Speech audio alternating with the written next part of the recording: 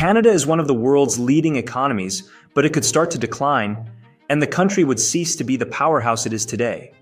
In recent years, Canadian companies have fallen behind in terms of technology, and many talented Canadians are choosing to live and work in the United States. In this video, we will discuss the problems facing the Canadian economy and companies and what the country should do to prevent further deterioration. Canada is the second largest country in the world, with a territory of almost 10 million square kilometers, located in North America just above the United States, surrounded by three oceans: the Atlantic, the Arctic, and the Pacific. Moreover, Canada and the United States share the world's longest border between two countries, measuring approximately 8,891 kilometers or 5,525 miles.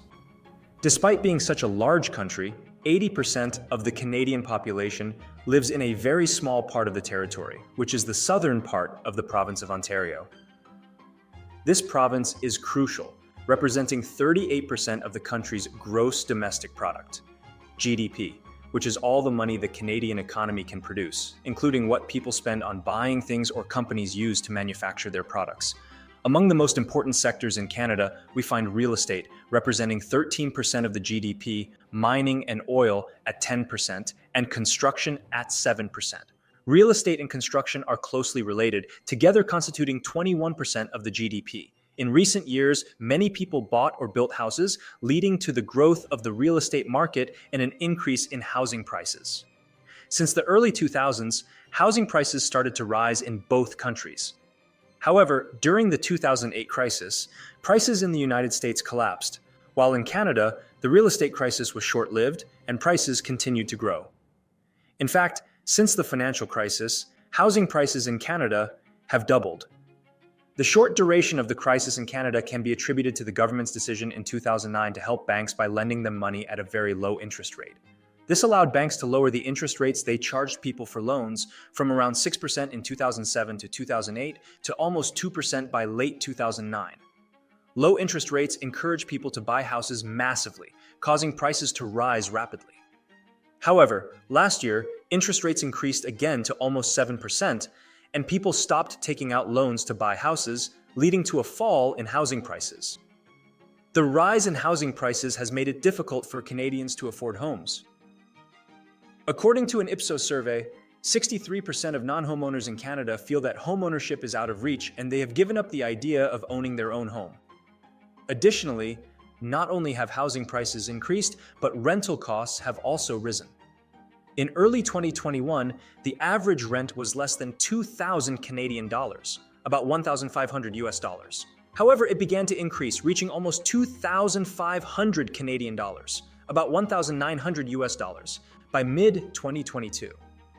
This increase is due to inflation and the fact that many people wanted to buy houses but faced higher costs when borrowing money, leading to more people renting. Moreover, in recent years, many people from different parts of the world have decided to move to Canada. According to a report from Rental for New Commerce, a website that helps people moving to Canada find homes, Canada had a record 431,000 new residents by the end of 2022.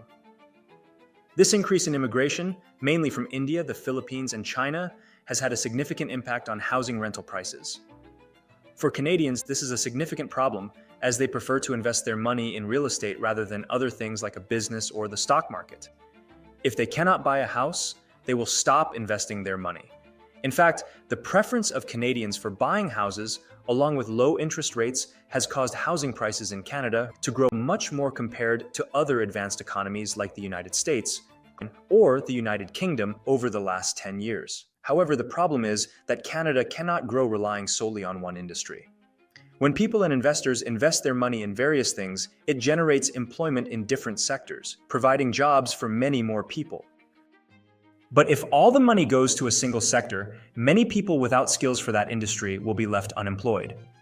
For example, if no one invests in advertising companies, people who work in graphic design creating ads will not find employment. Furthermore, if companies do not receive money from investors, they will never be able to grow, because they will lack funds to buy more machines, hire employees, or make the necessary investments to produce more.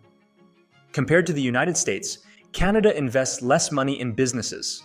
In the United States, nearly 14% of the money generated is invested in businesses to improve them, while in Canada, it is less than 10%. This makes it challenging for Canadian companies to grow. In fact, there are very few large or famous Canadian companies. Looking at the Forbes list of the world's most valuable companies, the first Canadian company appears in 38th place, with only 4 among the top 100. One reason Canadians prefer to invest in real estate rather than businesses is that property is seen as more secure. If you buy a property instead of spending money on rent, when you return the borrowed money to the bank, you can live the rest of your life in a house without paying anything and save more money. Additionally, if you buy a property to rent to someone else, you will have a fixed income every month. In contrast, if you invest in a business, the money you earn depends on how well the company you invested in is doing, making it riskier. In 2011, Deloitte, a company that provides financial advisory services to large companies, conducted a survey among 900 Canadian and American executives. By asking various questions, they calculated a score measuring how willing an executive was to risk their money in an investment. The scores were 57.7 for Americans and 47.4 for Canadians, indicating that Americans were more willing to make risky investments. Beyond the differences between the two countries, the reality is that the United States is crucial for Canada. Almost 76% of the products sold by Canadian companies to other countries are exported to the United States. This has led many Canadian companies to locate near the US border, and the government has even enacted laws favoring trade between the two countries. For instance, US companies opening offices in Canada pay lower taxes, prompting many American companies to set up their main offices in Canadian cities near the border just to enjoy these benefits. However, as most of the production occurs in the United States, Canadian employees end up earning less than their American counterparts. This is because only basic office tasks are outsourced to Canada to save on taxes, resulting in lower wages. The most important factor is the amount of money that American companies have invested in machinery, tools, innovation, and technology. While a US company today invests more than $20,000 per employee in improving production, in Canada, it is less than $10,000. Another way to measure investment in technology and production improvements is through the number of new inventions and technological developments that countries register. For example, in 2022, the United States ranked first in the development of new inventions, while Canada ranked 16th. This lack of investment has made Canadian companies lose the opportunity to compete globally when selling their products to companies in other countries. The IMD, a prestigious institute that researches business management-related topics, ranks countries based on their company's ability to compete globally. According to the latest IMD ranking in 2022, Canada ranks 14th out of 63 countries, below many countries that invest more in developing new technologies such as Denmark, Singapore, Hong Kong, Taiwan, or the United States. Looking at previous years, Canada's industry has been deteriorating rapidly. In 2018, it ranked 10th and even reached 8th place in 2020. To regain its previous positions, Canada needs to be more innovative and creative. The IMD also produces a report on how talented a country's employees are, and in that ranking, Canada is 11th in the world. However, this talent is of little use if talented individuals leave for the United States, where they can earn more money. Unfortunately, as long as Canadian companies do not invest more in paying better salaries to experts in technology, this talent will continue to leave the country. Sectors contributing the most to the Canadian economy, such as construction or mining, usually do not require skilled workers, and investors mostly put their money in these sectors.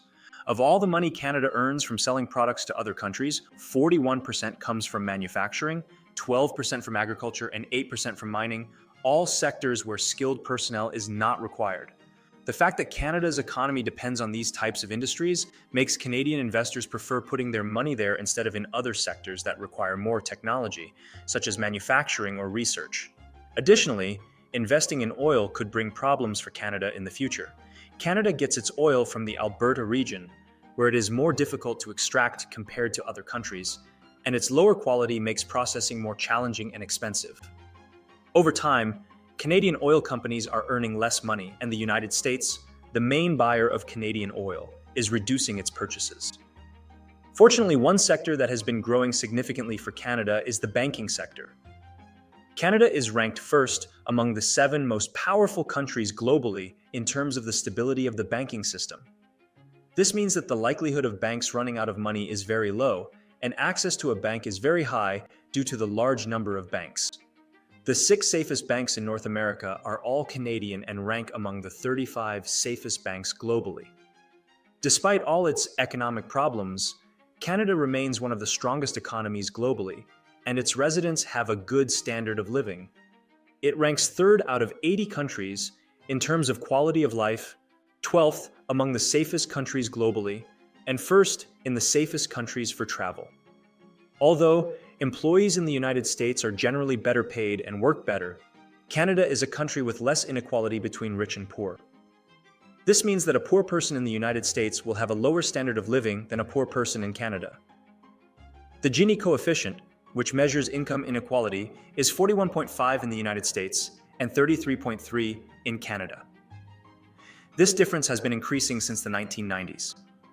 Lastly, Canada has a democratic government and well-educated people, creating a good business environment. It is the 2nd country behind Germany, with the least corruption among the 7 largest economies globally. Canada has all the conditions to continue growing, even though technology has not advanced as much compared to other first-world economies in recent years. If the government and companies start investing in technology to modernize and develop the industry, we could see a much larger Canadian economy in the coming years. Thanks for watching, guys. I hope you enjoyed the video. Please leave a comment. Also, please consider liking and subscribing. I would really appreciate it. Thanks.